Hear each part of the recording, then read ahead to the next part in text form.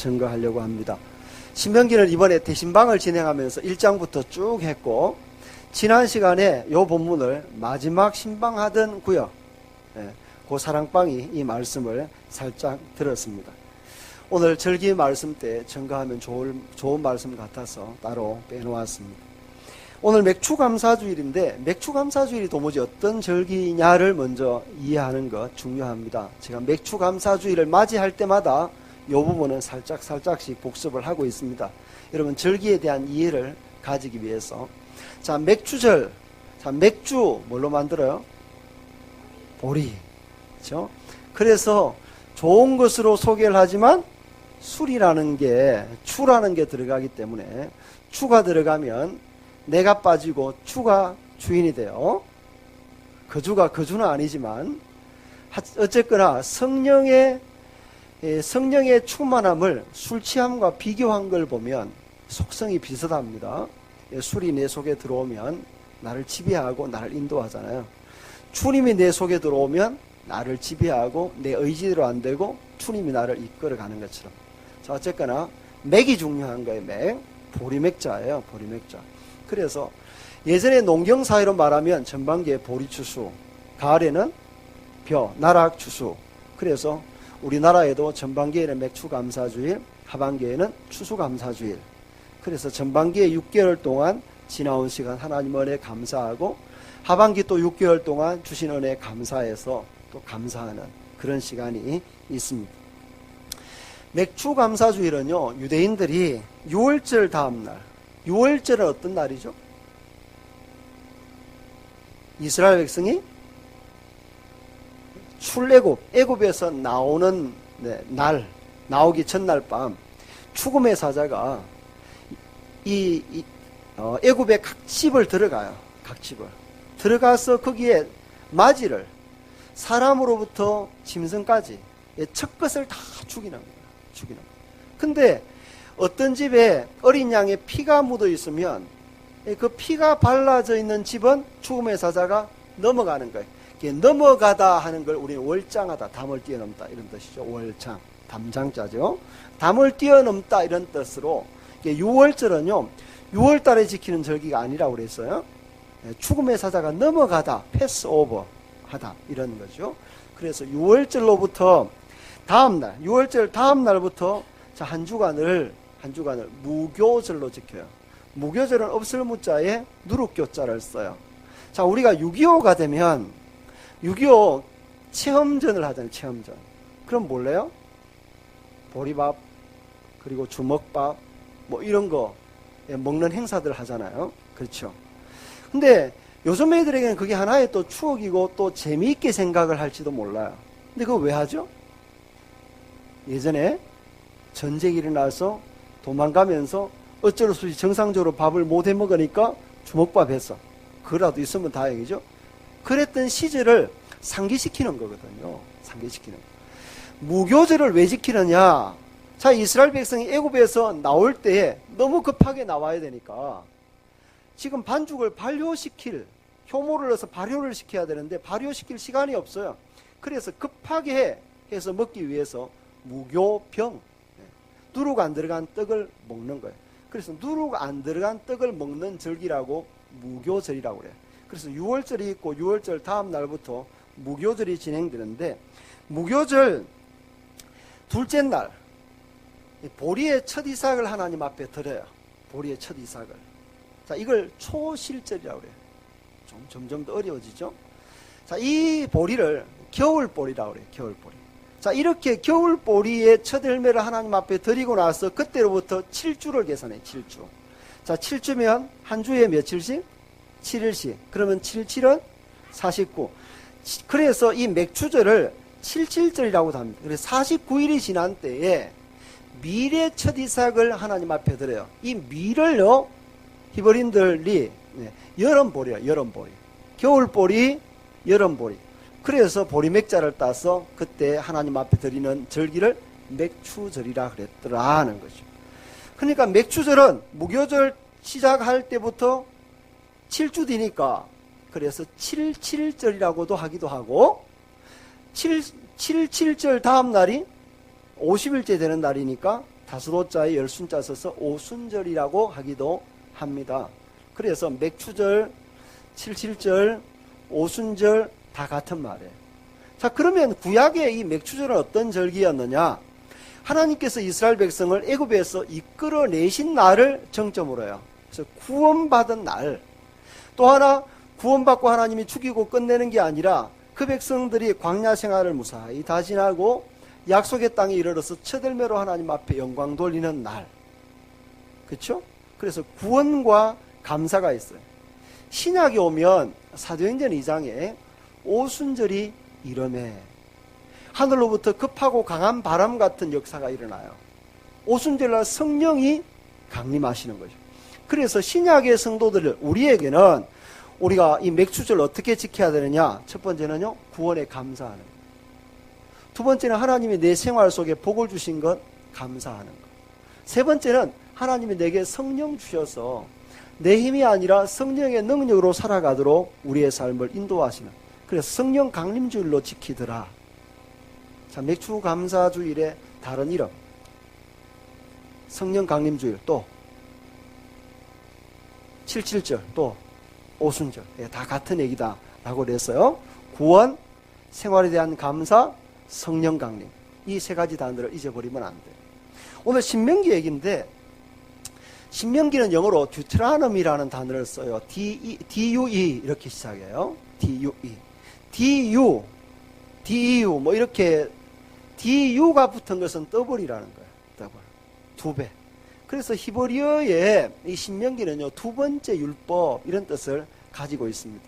그러면 앞에 첫 번째 율법이 있고 뒤에 두 번째 율법이 있겠죠. 첫 번째 율법으로 주어진 게 출애굽기, 레위기, 민수기예요. 출애굽기, 레위기, 민수기에 한번 얘기한 것을 모세가 이제 가나안 땅에 못 들어가고 요단강 이쪽 편에서 죽잖아요. 모세가 가나안 땅을 향해 들어가는 백성들에게 다시 한 번 더 말하는 말이 신명기예요. 신명기. 자, 부모가 두 번 자녀에게 말하면 자녀는 일부 때 제가 물어보니까 잔소리로 들려진대요. 제가 아빠하고 아들하고 같이 앉았는데 물어봤어요. 근데 아빠는 왜 잔소리를 하지요? 그것이 너무 중요하기 때문에 또 말하는 거예요. 부모들이요, 중요해도 두 번만 말하세요. 모세의 교훈을 쫓아서 세 번, 네 번 말하면 애들이 싫어해요. 그리고 그때부터 안 들어요. 안 들어요. 그러니까 안 듣는 말을 혼자 자꾸 하지 말고, 그러니까 두 번까지만, 모세도 두 번 얘기했으니까 두 번까지만 지혜롭게 잘 말하면 좋겠습니다. 자, 모세가 신명기에 너무너무 중요한 얘기를 다시 한번 백성들에게 얘기하는데, 워런 워스비가 이 신명기를 구도를요, 세 개 구도로 나누었어요. 자, 신명기는 모세의 설교다 이렇게 봤어요. 근데 첫 번째 설교, 두 번째 설교, 세 번째 설교가 있는데, 첫 번째 설교를요, 과거에 대한 회상으로 봤어요. 시점으로 봤을 때 과거. 자, 어디로부터? 지금 여기 요단강 이쪽 편으로부터 과거 얘기예요. 자, 과거를 돌아보니까 어떤 일이 있었죠? 하나님이 출애굽하신 거, 애굽에서 나오게 하신 거, 그리고 홍해를 건너게 하신 거, 그리고 광야 기간을 지날 동안 반석에서 물을 내시고 만나와 메추라기로, 그리고 구름 기둥과 불 기둥으로 인도하셨던 과거. 그래서 과거에 하나님께서 너희를 위해서 행하셨던 일을 기억하라. 이게 첫 번째 설교예요. 두 번째 설교 대지가 뭐였냐 하면요, 하나님이 지금 하나님의 백성인 너희가 어떻게 살기를 원하느냐, 이게 십계명이에요. 그리고 십계명 이후에 보면 사회법들, 나그네를 어떻게 대접하고, 과부를 어떻게 대접하고, 고아를 어떻게 대접하고, 너희가 저울추를 어떤 걸 쓰고, 사회 정의를 어떻게 이루어가고, 하나님의 백성으로 이 땅을 어떻게 살아갈지 지금. 그 다음에 세 번째는요, 미래 얘기를 해요. 미래. 앞으로 하나님께서 너희를 위해서 어떻게 일하실지를 미리 축복하는 내용. 그래서 오늘 본문은요, 세 번째 설교 안에 포함되어 있는 내용입니다. 모세가 이스라엘 백성을 축복하는 거죠. 자, 오늘 1절을 보세요. 1절. 33장 1절. 같이 읽습니다. 하나님의 사람 모세가 죽기 전에 이스라엘 자손을 위하여 축복함이 이러하니라. 자, 모세가 죽기 전에 누구를 축복해요? 이스라엘 자손을 축복해요. 근데 이스라엘 자손에게 이렇게 복받으라 하고 끝내는 게 아니라 축복한다 이렇게 해놓고 서론을 그렇게 하고 그 다음에 하나하나 얘기를 해요. 6절을 보세요. 6절 누구 이름이 나와요? 르우벤 7절, 유다 8절, 레위 12절, 베냐민에 대하여는 일러스되 13절, 요셉에 대하여는 일러스되. 근데 요셉의 아들이 둘이에요. 누구? 므낫세와 에브라임. 17절 보세요. 17절 끝부분에 곧 에브라임 자손은 만만이요 므낫세의 자손은 천천일이로다. 므낫세가 장남인데도 차자가 훨씬 더 커지기 때문에 항상 에브라임의 이름을 앞세워요. 에브라임이 더 복을 받아요. 그 다음에 스불론 18절에 또 18절에 이사가리요 20절에 가스에 대하여는 일러스되 22절 단에 대하여는 일러스되 23절 납달리에 대하여는 일러스되 24절 아셀에 대하여는 일러스되. 지금 쭉 이스라엘 백성의 지파를 쭉 얘기합니다. 이게 어디서 나왔던 거냐 보면 이런 패턴이 우리 눈에 들어왔던 적이 있어요. 자, 창세기 49장을 가봐요. 창세기 49장 앞으로 넘어가서 창세기 49장 1절 야곱이 그 아들들을 불러 이르되 너희는 모이라. 너희가 후일에 당할 일을 내가 너희에게 이르리라. 너희는 모여 들으라. 야곱의 아들들아 너희 아버지 이스라엘에게 들을지어다. 자, 그리고 3절에 누구? 르우벤. 르우벤은 야곱의 장자예요. 장자. 르우벤아 너는 장자다. 내 능력이다. 내 기력의 시작이다. 5절 시몬과 레이는 형제요 그들의 칼은 폭력의 도구다.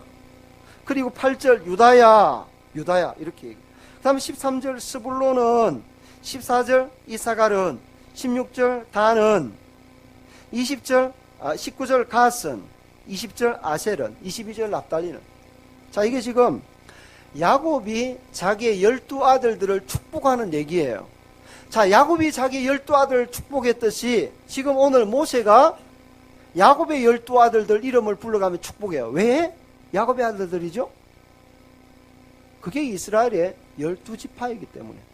자, 이스라엘아 이렇게 얘기해도 되지만 야 이놈들아 이렇게 얘기해도 되지만 개똥아 소똥아 말똥아 이렇게 얘기하는 것처럼. 이해가 되세요? 이스라엘을 축복한다 이렇게 해놓고 지금 각 지파별로 축복을 하고 있습니다. 마치 야곱이 축복하듯이 축복을 해요.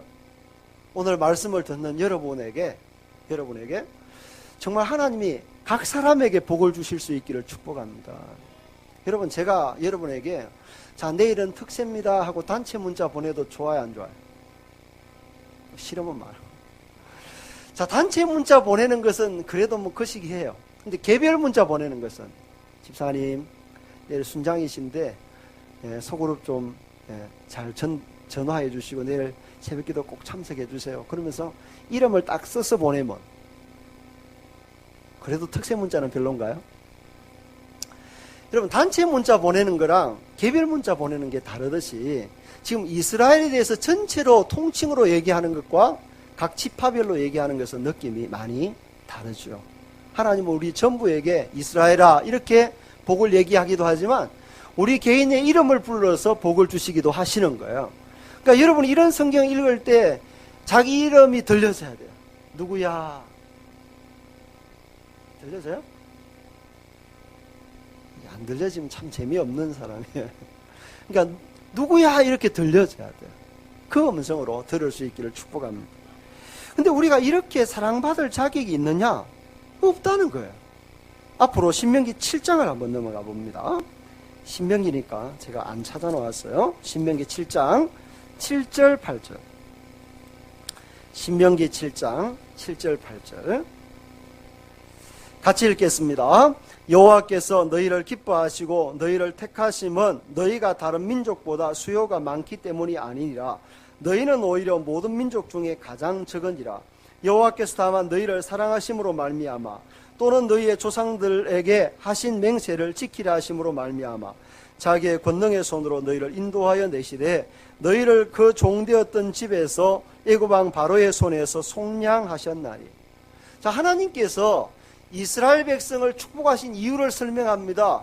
너희가 많고 큰 민족이기 때문에가 아니라 너희는 많은 민족 가운데 가장 작다고 얘기합니다.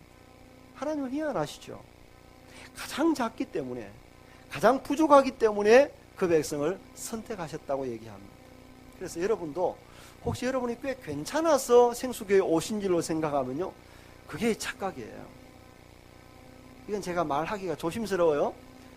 여러분 그렇다고 못생겼다 이렇게 말하면 또 당장 마음속에서 치는 이렇게 나올 거고, 어쨌거나 하나님은 우리를 가장 작기 때문에, 가장 부족하기 때문에, 하나님 없으면 안 되기 때문에, 그래서 우리를 선택하시고, 그리고 우리를 사랑하셨어.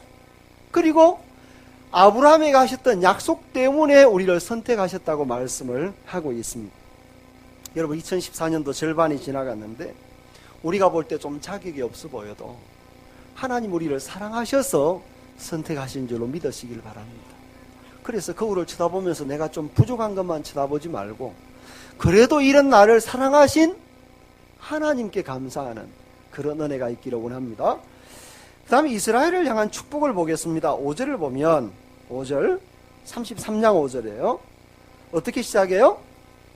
여수론에 왕이 있었으니, 26절 오늘 본문, 여수론이여 하나님 같은 이가 없도다. 그가 너를 도우려고 하늘을 타고 궁창에서 위엄을 나타내시는도다.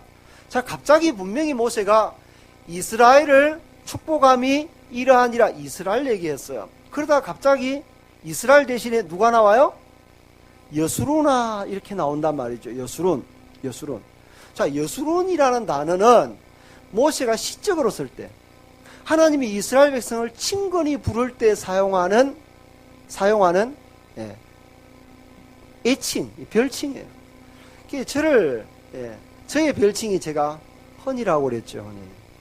제가 이성헌이니까 아무나 저한테 그렇게 부르면 안 돼요. 진짜예요. 또 막 오늘부터 저한테 막 지나가는데 뒷꼭대기 대고 헌이 이렇게 부르면 안 돼요. 저를 정말 아끼는 아버지, 어머니, 또 우리 누님들, 뭐 아주 친한 관계만 부를 수 있는 거예요.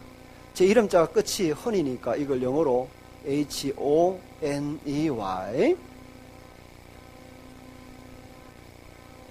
영어를 모르시네요. 국제적 사회에서. 그게 제 별칭이에요. 별칭. 근데 하나님이 이스라엘 백성을 볼 때 너무너무 사랑하시잖아요. 그러니까 때로는 이스라엘아 이렇게 말하기도 하지만 때로는 여수로나, 기분 나쁘실 때는 야곱아 이렇게 말해요. 야곱은 간사한 놈 이런 뜻이에요. 옛날을 야곱, 변화된 사람 이스라엘, 더 친근하면 여수론 이렇게 부른단 말이죠. 신명기 32장 15절을 보세요. 32장 앞장에 15절에 또 나와요. 그런데 여수론이 기름짐에 발로 찼도다. 그 뒤에는 제가 좀 이따가 설명해요. 여수론이라는 이름이 나와요. 또 한 곳이 더 나와요. 성경에 여수론이라는 단어가 딱 4번 나오거든요. 자, 오늘 5절, 26절, 32장 15절 또 한 곳 읽어봅니다. 이사야 44장 2절 시작. 너를 만들고 너를 모태에서부터 지어낸 너를 도와줄 여호와가 이같이 말하노라. 나의 종 야곱 내가 택한 여수론아 두려워하지 말라. 자, 여기 여수론이 나와요. 여수론. 그래서 하나님이 이스라엘 백성을 얼마나 사랑하시는지 오늘 본문으로 돌아와서 26절에 여수론이여 하나님 같은 이가 없도다. 잘 읽어보세요. 여수론이여, 혹격이잖아요. 여수론이여 하나님 같은 분이 없도다. 이러면 여수론에게 하나님 같은 분이 없다고 얘기하는 것처럼 들리잖아요. 근데 원문에는 그렇게 안 돼 있어요. 여수론의 하나님 같은 분이 없도다 이렇게 돼 있어요. 이해가 되세요? 그러니까 우리가 다른 사람에게 얘기할 때에 내가 믿는 하나님 같은 분이 없도다 이렇게 돼야 돼요. 이해가 되십니까? 오늘 본문은 그런 뜻이라고. 그러면 여수론의 하나님, 이스라엘의 하나님이 어떤 일을 여수론을 위해서 하셨느냐? 오늘 본문으로 돌아와서 26절. 그가 너를 도우시려고 어떻게 해요? 하늘을 타고 궁창에서 위엄을 나타내시는도다. 좀 전에 읽었던 이사야 44장 2절에도 여수론아 두려워하지 말라. 너를 도와줄 여호와가 이같이 말한다 이렇게. 그래서 하나님은 여수론을 도와주시거든요. 어떻게 해요? 27절. 영원하신 하나님이 내 처소가 되시니 그의 영원하신 팔이 내 아래에 있도다. 자, 하나님이 여수론을 도우시는데 어떻게 도와요? 팔로 도우시네요. 팔로. 자, 1부 때도 설명했는데 저 뒤에 보면 우리 황주현 집사님이 은우를 둘째 시우 동생 은우를 안고 있어요.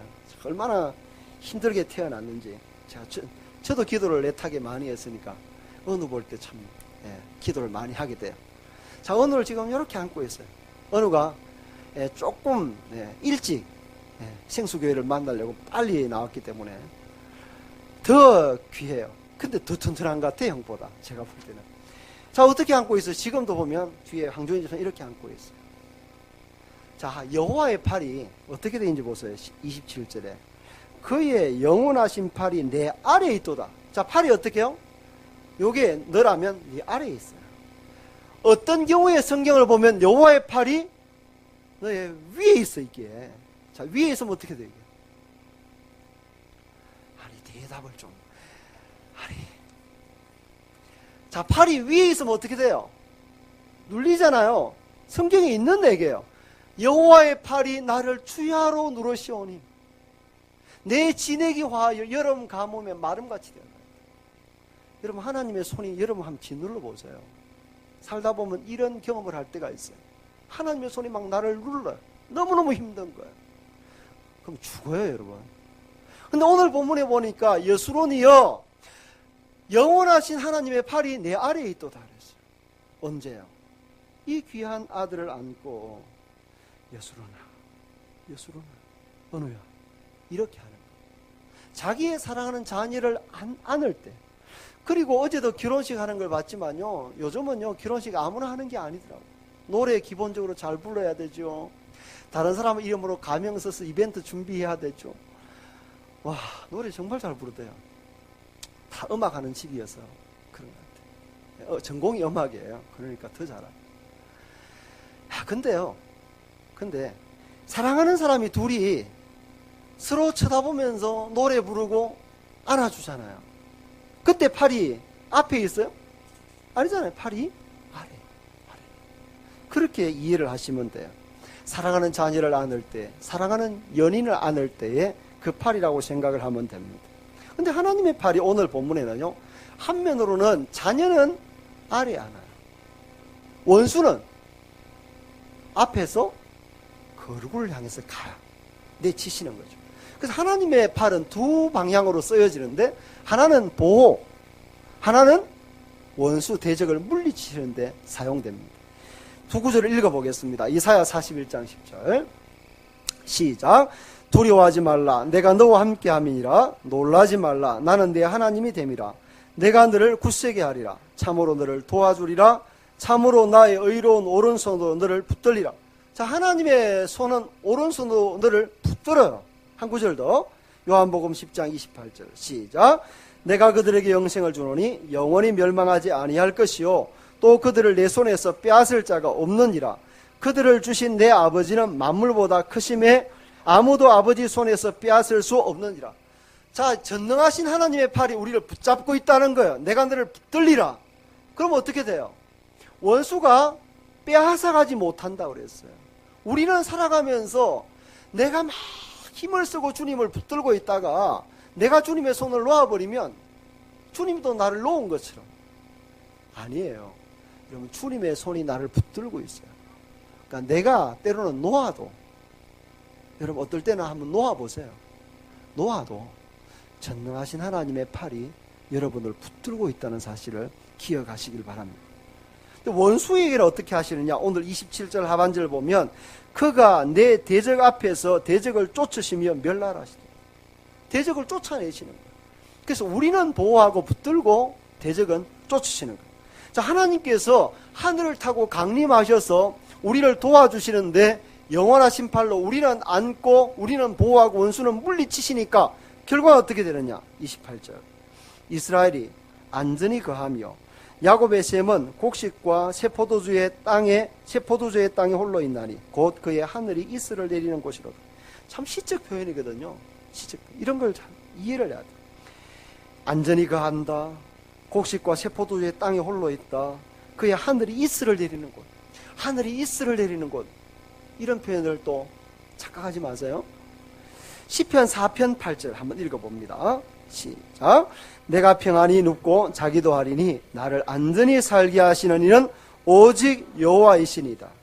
내가 평안히 눕고 자기도 하리니, 하나님이 나를 붙들고 있다는 믿음을 여러분 꼭 가지십시오. 그러면 내가 평안히 눕고 자기도 하는 것입니다. 그러면요, 자다가 또 오늘같이 제가 6시 일어나도 된 날 일찍 안 와 있어요. 자다가 뭔가 이상해서 눈을 떠보니까 문 앞에 찬송이가 서 있네요. 찬송이. 웬일이야? 자다가 깼대요. 자다가 깨서 아빠 방 앞에 와요. 방문 열어놓고 자니까.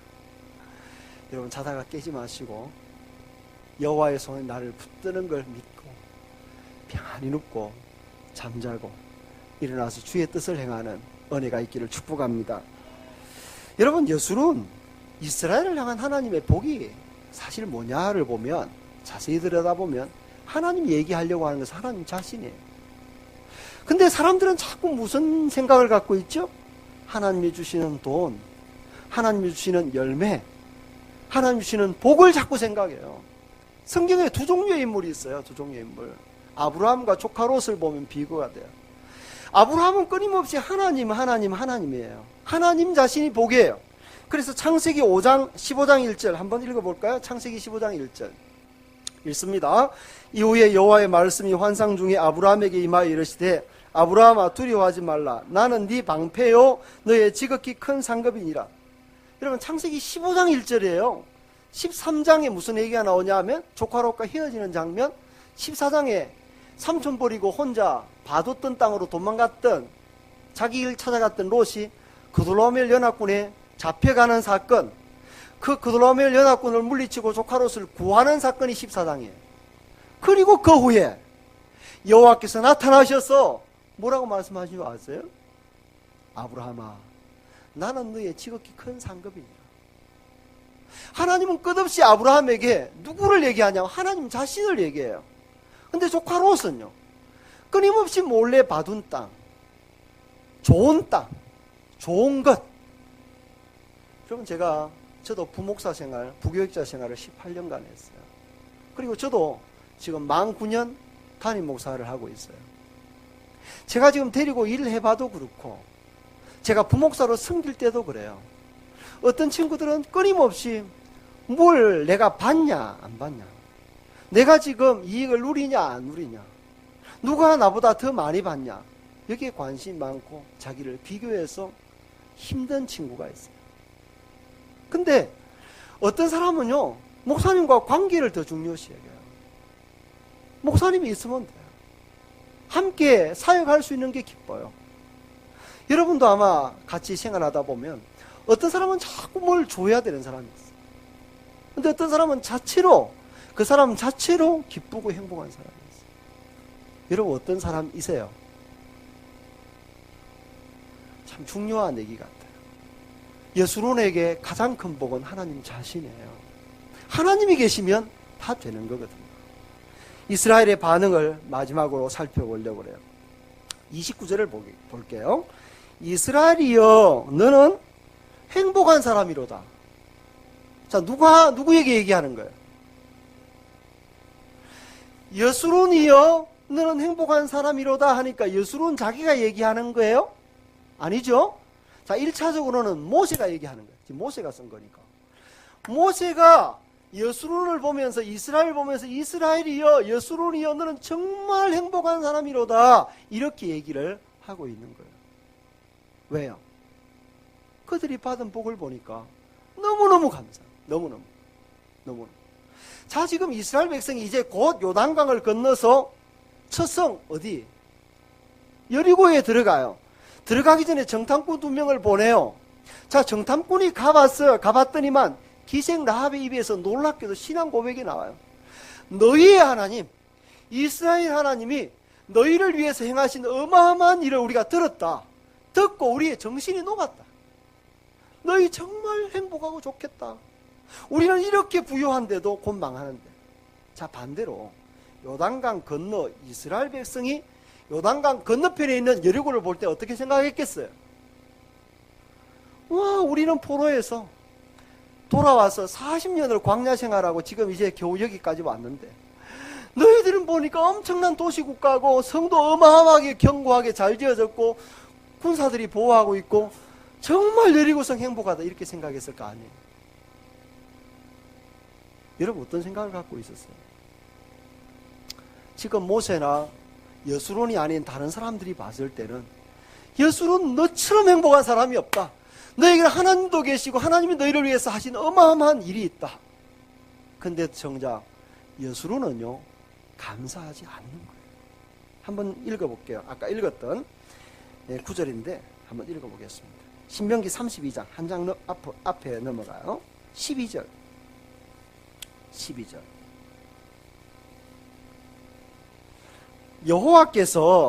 여호와께서 홀로 그를 인도하셨고 그와 함께한 다른 신이 없었도다. 여호와께서 그가 땅의 높은 곳을 타고 다니게 하시며 밭의 소산을 먹게 하시며 반석에서 꿀을 굳은 반석에서 기름을 빨게 하시며 소의 엉긴 젖과 양의 젖과 어린 양의 기름과 바산에서 난 수량과 염소와 지극히 아름다운 밀을 먹이시며 또 포도즙에 붉은 술을 마시게 하셨도다. 그런데 여수론이 기름짐에 발로 차도다. 여러분 앞에 있는 걸 시로 읽어야 돼요. 요즘 소의 엉긴 젖 아유 싫죠. 양의 젖, 어린 양의 기름 이게 좋겠어요? 그리고 포도즙에 붉은 술 이건 또 좋아하실지 몰라요. 이건 시적 표현이에요. 시적 표현. 요즘으로 말하면 제가 일부 예배 때 이렇게 말했는데 지난해 사두었던 주식이 갑자기 대박을 터뜨리고 내가 예전에 사놓았던 그 집 앞으로 8차선 도로가 나며 부동산 가격이 2배로 오르고 내가 예전에 아버지께로 물려받았던 그 시골 땅이 아파트촌으로 바뀌면서 가격이 폭등하고 내 자식이 이번에 수능시험에 합격해가지고 좋은 대학에 들어가게 되고 얘가 또 좋은 직장을 들어가게 되고 또 부모에게 아름다운 자동차를 사주며 지금 예를 들면 이런 구절로 바꿀 수가 있어요. 이런 구절. 자, 이렇게 하나님이 어쨌거나 우리의 삶에 복을 주셨으면 감사해야 하잖아요. 근데 어떻게 해요? 기름짐에 발로 차버리는 거죠. 기름짐에. 어른들이 하던 식으로 밥상 차려놓았더니만 자기 밥상 차버리는 사람. 이런 사람이 바로 여수론이었다고 얘기를 하고 있습니다. 여러분 제가 이 사랑방 신방 마지막 하면서 이 구절 딱 읽으면 은혜가 되잖아요. 이스라엘이여 너는 행복한 사람이로다. 당장 떠오르는 게 이문세의 난 행복한 사람 이게 떠오르는 거예요. 제가 가사를 살짝 읽어드리죠. 이게 제가 좋아하는 노래인데 그래도 다 못 외워요. 그대 사랑하는 난 행복한 사람 잊혀질 때 잊혀진대도 잊혀질 때 잊혀지는데도 행복하대. 그대 사랑받는 난 행복한 사람 떠나갈 때 떠나간대도. 사실 이게 웃어야 될지 울어야 될지 모르는 노래예요. 근데도 사랑할 때 행복하고 사랑받을 때 행복하대요. 여러분 세상도 이 정도예요. 근데 우리는 어때요? 여러분 다시 한번 돌아볼 수 있기를 원합니다. 자, 이스라엘 백성이 모세가 지금 요단강을 건너기 바로 전에 이스라엘 백성을 축복하면서 여수로나 하나님이 너에게 어떤 분이냐? 그분이 하늘에 계신 하나님이 아니냐?